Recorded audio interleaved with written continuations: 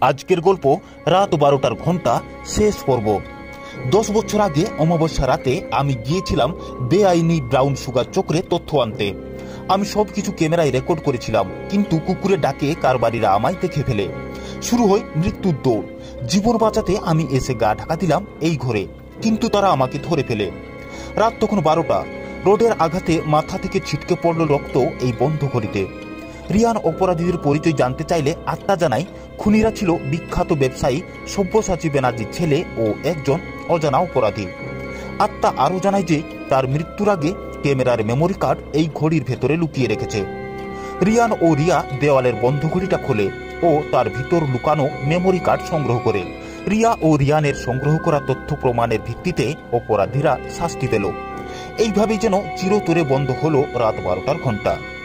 সত্য কখনো মরে না, অন্ধকার যতই ঘন হোক একদিন আলো ঠিকই পথ দেখায়।